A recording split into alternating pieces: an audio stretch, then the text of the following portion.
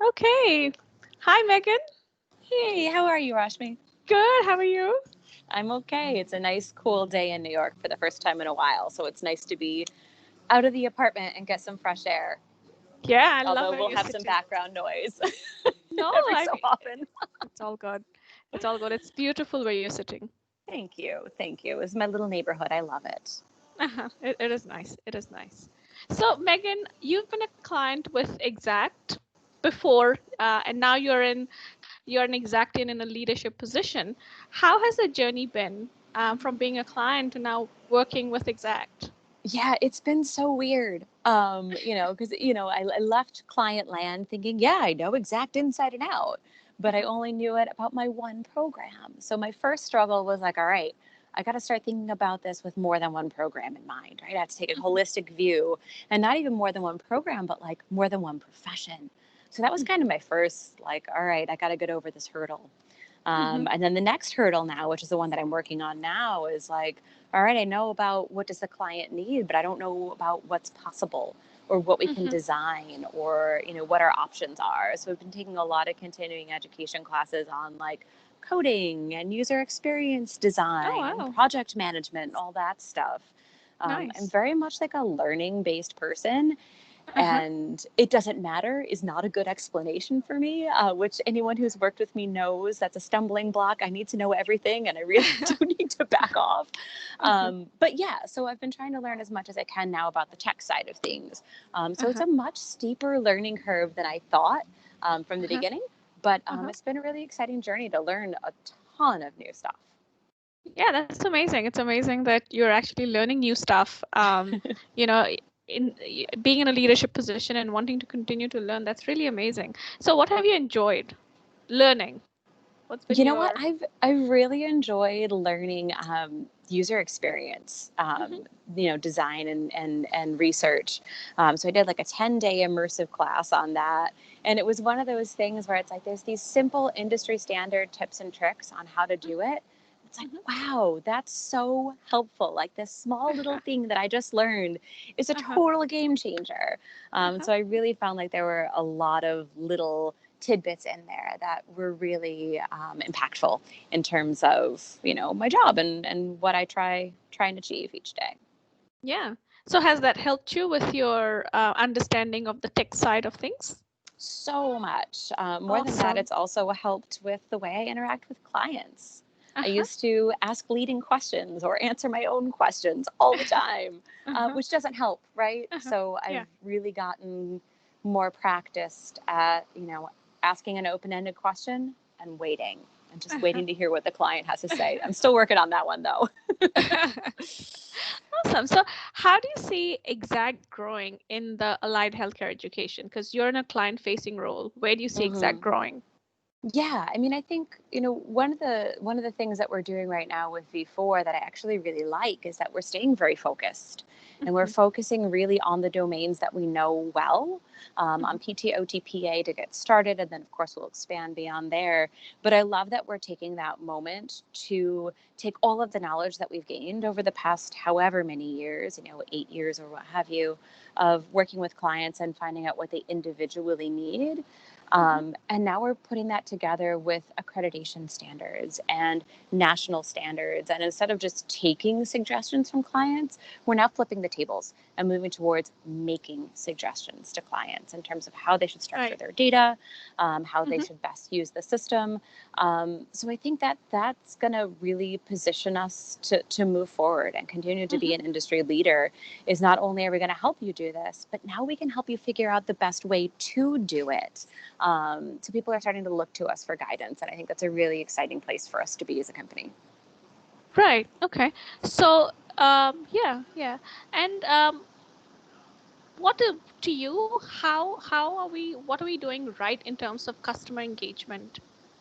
Yeah, I mean, I think that's exactly it, right? Mhm, Is just kind of asking those questions, learning from our clients, and then taking those learnings and synthesizing them into best practices. A mhm, lot of my role currently, we just sort of shifted my role around at the beginning of August, and a mhm, lot of what I do now is focused on client training. Mm-hmm. I have a lot of experience as an educator, as an academician, in my role as a professor. And Mm-hmm. so I know a lot about the best ways that adults learn and those kinds of things. And so Right. we've really pivoted the way that we're teaching our clients. And I'm Mm-hmm. so excited to get started with that. We've put together a lot of really interesting plans Mm-hmm. for training both internally and externally.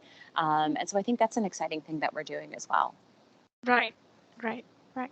So, as a client, when you're a client with Exact, you made a trip to India for the Mhm. Exact Cares initiative that we have. How was your experience of that trip?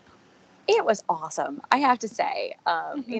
You learn a lot in the classroom, and actually, I used to even teach the class on Mm-hmm. kind of cultural competence and being aware of the needs of people who live and function in other cultures. Mm-hmm. And you can talk all you want about that in a classroom or in a vacuum, but it becomes Mm-hmm. so real when you're Mm-hmm. treating in a culture other than your own. I specifically remember working with this little boy who came to see us every single day. He would come Mm-hmm. from his home Mm-hmm. up to the Aplagar Hospital to see me and Mm-hmm. Emily, who was a pediatric speech therapist, and she and I Mm-hmm. would co-treat him every day for an hour. Mm-hmm. And I remember thinking, gosh, if we were in the US, I would get you a power wheelchair. I would get Mm-hmm. you braces to wear inside Mm-hmm. your shoes. I would get you a walker. But Mm-hmm. we had the opportunity to visit his home, and he Uh-huh. lives in a home where there's not a tile floor or paved floor. It's Mm-hmm. a dirt floor, Mm-hmm. and they don't wear shoes inside the home. So if I got Mm-hmm. this child braces to wear inside his shoes, that wouldn't help him because he doesn't wear shoes. And if I got Right. him a power wheelchair, that wouldn't help him because he's got all these different surfaces and uneven levels in his Mm-hmm. house, so he wouldn't Mm-hmm. be able to negotiate. So all of Right. my things that I had worked through as a healthcare provider in the U.S. were just Uh-huh. completely out the window, Yeah. right? So it Yeah. was it was really interesting to kind of see that in practice, and also Uh-huh. see the really innovative ways that he and his family had come Uh-huh. up with kind of getting around, ways to get things done. It Uh-huh. was amazing to see how resourceful a lot of the clients that we worked with are. Right. So super inspiring, and really just put things into context in a way that I didn't even know was possible, even though I taught the class on that subject. So what did they do differently to help I him? mean, yeah, I mean, it just the ways that they had figured out for him to be able to get around the house. Mm-hmm. He wasn't able to stand or bear weight through his feet, but he got really good at scooting around on his bottom, which Mm-hmm. was perfect because the family ate their meals sitting on the floor anyhow. So he Right. was able to Right. sit with his family, be together with them, Mm-hmm. instead of putting him in a specialized chair, which would have put him way up high, and his family would have been somewhere else, and that's not meaningful for social engagement. Right. So just, their world operates differently. And so Yes. they have different solutions. And so I think Yes. I learned as much from them as they learned from me. Yeah. Yeah. Could you take this back to the classroom? Absolutely. Yeah. Right. So I And actually gave a lecture that year. There's an honor society for allied health profession students. uh-huh. And so I Uh-huh. was the keynote speaker at the induction ceremony for that honor society. And I spoke Mm-hmm. all about exactly that. Mm-hmm. Cultural competence, and what it's like in the classroom, but what it's like in the real world, and how Uh-huh. can we Uh-huh. improve our classroom teaching, and what can people expect to Yes. encounter once they Mm-hmm. get out there. So yeah, absolutely, I brought that back with me. Right. Right. It must have been a very enriching experience to Yeah. narrate. Right. Yeah. Yes, Yeah. absolutely. Yeah. I can't wait to go back when we do it again. That's like Mm-hmm. top of my list for what I can't wait to do next. Yeah. We Yeah. have to wait for this whole COVID thing to go away Yes. first. We have to wait. But Yes. yeah, I think that Yeah. would be really, really awesome. Yes. And you've also visited India as an Exactian, and you Mm-hmm. visited both our Vadodara and Pune offices. Yep. So when you finally got to meet people that you've been talking to on the phone, what was that like? It was the best. Yeah. It's it's so different when you are interacting with people, like we're interacting right now. Like I'm a little talking head in the corner, and you're a voice in my headphones, but that's Mhm. it, right? And we interact in these very pocketed pieces of time. But like when I was there, I had the opportunity to like sit down in a conference room and really like go through things and whiteboard, and like I remember Ramit and I spent so much time working on compliance review, or Mhm. like, I worked with the learning development team on training and those kinds of Yes. things. And it was just so Yes. nice to have that time where we could share space and share Yes. ideas and like get Yes. our hands on together. I think I Yes. achieved more in that 1 month that I was in India than I Hmm. did in the first 6 months Oh, that I really? worked at Exact. I mean, it Okay. was just so productive. And Yes. now I know what the people on the other side of the computer look like now too. You know, we've had Yes. dinner together, we've gone shopping together, we've, Yes. shared an idea session. Yes. And that's a real connection. So it's Yes. priceless. Yes.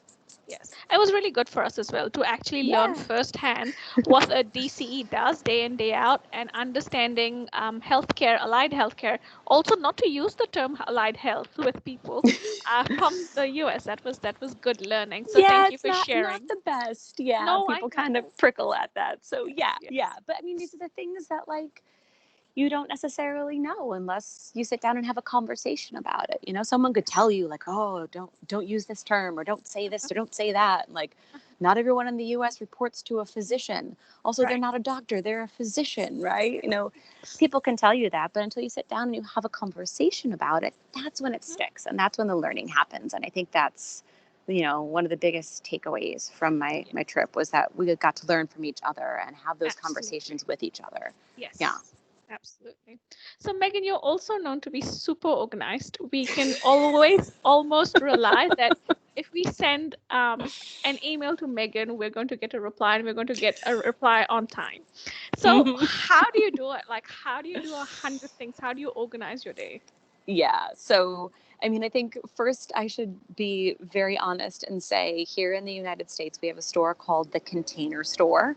You Hmm. can check it out at thecontainerstore.com. I will. And all it is just crazy storage and organization things. Like Uh, everything is color coded and there's boxes for everything. And like I worked there for fun.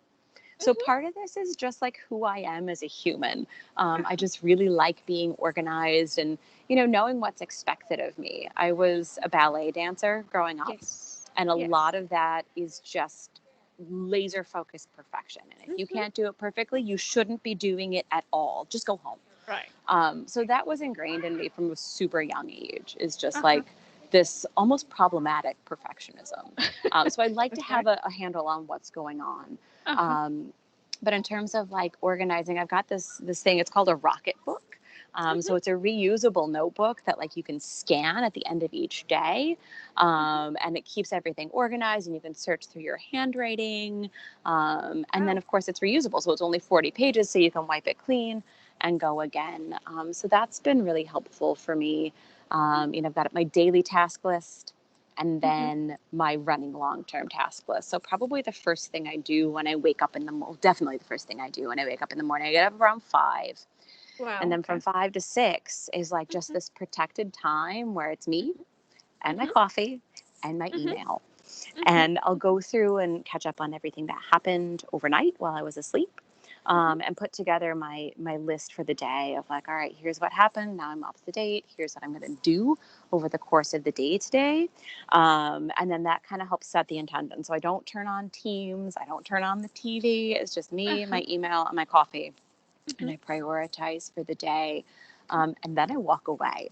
I Hmm. take an hour, usually from 6 to 7, to like get in a bit of a workout, have some breakfast, Hmm. take a shower. And then by the time I hit my work day at 7, I already know what I need to do. I've had a chance to clear my head, Hmm. and I'm ready to go. Then, of course, as we all know, 7 to 4, back to back to back to back to back to back to meetings all day, which is great because it allows us Uh-huh. to collaborate. And then Uh-huh. usually after 4 is when I actually get my work done. I spend Hmm. most of the day in meetings from 7 to 4. And so then usually kind of 4 to 7 or 8 is my time to like shut off the email and get work done. Do any Hmm. write ups or prototypes or client follow ups or those kinds of things. So I kind of take it in chunks of like the Hmm. prep for the day, the collaboration, and then the projects. Hmm. And I try really hard to end my day by 7 p.m. Hmm. If I can. Jeopardy is one of my favorite shows. It's a nerdy little quiz show that's Okay. on in the US. I don't know if you guys have it there, but I it's on haven't at 7 watched it. o'clock. Yeah, Uh-huh. yeah, with Uh-huh. Alex Trebek, who's just like amazing. Uh-huh. Um, so I'll try if I can to shut down by 7 and have a glass Hmm. of wine and watch Jeopardy. So Nice. sometimes that works, sometimes that doesn't. We've all been putting in a lot of late nights as we work towards V4. So sometimes it doesn't happen, but I really try to make that happen if at all possible. Right. So what I Yeah. found really interesting about what you said about organizing your day is waking up at 5. Have you Mhm. always been doing that? How long have you Yeah. been doing that for? You've Yeah. I always mean, woken up early. yeah, when I used to, when I was a therapist, I was working in the hospital and I live in Brooklyn. And the Hmm. hospital I worked at is on the Upper East Side of Manhattan. So that was a Uh-huh. solid 45-minute, walk plus train ride to get there. Because again, in Hmm. New York, we don't have cars, we take the train everywhere. Hmm. Um, I don't even know how to drive anymore, actually. It's been almost 20 years. Wow. Yeah, so it takes about 45 minutes to get there. And, we would need to be there by 7 o'clock to figure out who was going to see which patients. Uh-huh. And then, round about 8 o'clock is when we would start seeing our patients. That's when they would start coming out of the operating room. The early morning surgeries were over. Hmm. The nurses did a shift that was 7 to 7. So the nurses would do their handover between 7 and 8, and we'd have the daytime nurses starting at 8 a.m. So therapists would start at 8 a.m. too. Hmm. So morning time has kind of always been like that protected time for me Hmm. where it's quiet and it's dark and I've got my coffee and I'm putting together my plan. Hmm. Hmm. Um, and I find that that's really nice to do that before the chaos of the day begins. Right. Yeah. Yeah, Yeah. yeah. So my side of the family, they wake up really early, not me, Yeah. but everyone's up by 5, and I Hmm. think, yeah, I think it really fits in now because they're also super organized, super reliable. I think that hour that you get to yourself, an hour or two, Yeah. I think that really helps Yeah, for I mean, them. that's the Yeah. key. It doesn't matter whether it's early morning or not, but it's like this hour where you can just like focus on Be what on do your I need to own. do? Yeah. Yeah, let me prioritize, like Yes. no outside, whatever. Yeah. Yeah. Awesome. Awesome. Cool. Um, Obviously, like you're working on V4, it does get stressful, it does get Hmm. hectic. Yeah. Um, how do you deal with the stress? I mean, I think again, it's going back to that routine. And I think this has almost kind of become cliche. It's like, oh, during lockdown, you need to have a routine. But it's building in those times where I know I have from 6 a.m. to 7 a.m. to do my workout, right? To just be alone and do my thing. I know that, at some point my workday will end and, I can sit down with, a tea or a glass of wine or something like that and just kind of decompress. So that's been helpful. I think also, when we're working on such a long-term project, it's totally normal to have some level of burnout. We've all had it, right? It's a very real Yes. thing. And I think a lot of people talk about it as a negative thing, like, oh, you're burnt out from your job. No, it happens to all of us, right? This is a big project. This is a marathon effort. And actually, right now, it's a marathon that we happen to be running at a sprint pace. Like, we're all working so hard. Yes. And I think it's nice to, too, sometimes take that moment and like step back and say, okay, here's where I am today. And yep, I'm frustrated with where we are today because X, Y, and Z, whatever.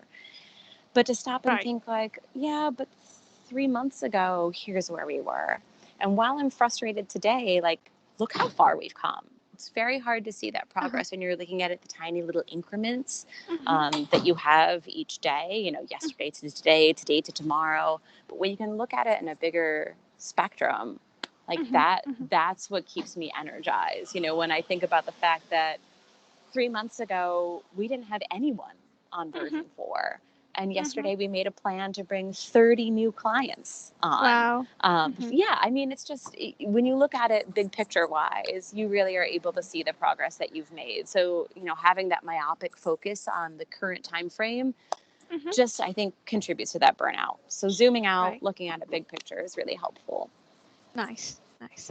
Okay. So just on a lighter note, you are a trapeze artist, is that right? I was, yeah, Oh, yeah, how yeah. amazing. That is amazing.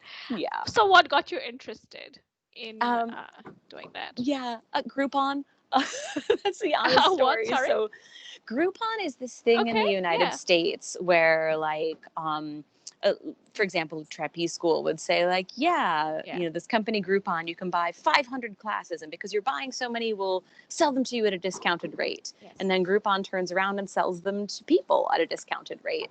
So, you end up buying like a big chunk of them. Like you buy 5 trapeze classes, even though you'd never done trapeze before. Uh-huh. So my friend bought one, and she's like, "Look, I'm scared. I'm going to need you to come Uh-huh. with me." Uh-huh. And so I went, and it's really funny because this trapeze school, their tagline or their motto is "Forget the fear, worry about the addiction." And that was me. Uh-huh. I was addicted by the Wow. end of the first class. Wow. And it became that place where, we were talking earlier about having that protected time to clear my head. When Right. you're flying, you can't think about anything other than flying, right? It becomes Right. very unsafe if you let your mind wander. So you have to be super Correct. focused. Right. And that became that protected place where, like, I couldn't worry about work. When I started flying, I was working in the hospital, and I worked with a lot of children Wow. who Uh-huh. had very serious cancer, and many of whom didn't have a good prognosis. And I would Uh-huh. carry that stress with me when I Yeah. left. But that was my time where I could let that go, focus on flying, clear my head. So that was just as meaningful to me as the physical activity was too. Uh-huh. Uh-huh. Uh-huh. Awesome. Awesome. It's Yeah. really interesting. Yeah, it's fun. If I anyone ever wants to come to New York, I'd be happy to fly with anybody who wants to come. Just say the word, and I'll get it set up. It's outdoors, so we're allowed to do it. We're not allowed to be Oh, really? indoors anywhere in New York. No, Okay. no anything except for grocery stores. But trapeze Okay. is outdoors, so Wow. the offer Interesting. stands. Okay. Okay. Cool. So another question we had this come in from one of our colleagues. So the question is, why haven't the Wolverines managed to beat the Buckeyes ever, even once since 2012? Yes. So I have brought with me a prop that will help me to answer this question. I'm going to put on my Michigan Wolverines hat. Uh-huh. And I'm going to remind you that the Wolverines and the Buckeyes have been playing each other since 1897. Oh, So, given the fact that we've played each other 116 times, I think focusing on only the last 8 years of the rivalry is incredibly short sighted. And when we look at the statistics of the rivalry as a whole, uh-huh. Michigan has won more games, 58 versus Ohio's 51. Uh-huh. Michigan has also pulled off the biggest win in Uh-huh. the early 1900s. We beat Ohio 86 to nothing. We have the longest winning streak in the rivalry. We've won 9 in a row. Ohio has not. We have more national titles, more Rose Bowls, more Big Ten titles, and we are the winningest team in college football history. We've won more games than any other college football team in the country. So yeah, you can focus on the last 8 years if that makes you feel better about being a Buckeye fan. But if you look at the institution as a whole, clearly Michigan is the better team. And I thank you for think that's tipping a me off on that question so I could have my hat ready. so there is there's an answer full of data to the person that's asked it. I think it's very convincing. Awesome. I'm a big data person, right? Don't ever Yeah. answer a question with an opinion. I need data. There's your Data. data. Data driven. Yes. Yep. Yes. Awesome. Cool. Megan, it's been wonderful chatting with you. Thank It's you for been nice to sharing. catch up with you guys too. Yes. Yes. Thank you for the chat. Thank you for making time. Not a And problem. yeah, and then hopefully we'll chat soon sometime in Okay, the sounds good. All right. Bye, Bye-bye. guys. Talk to you soon. Sure. Okay. Bye.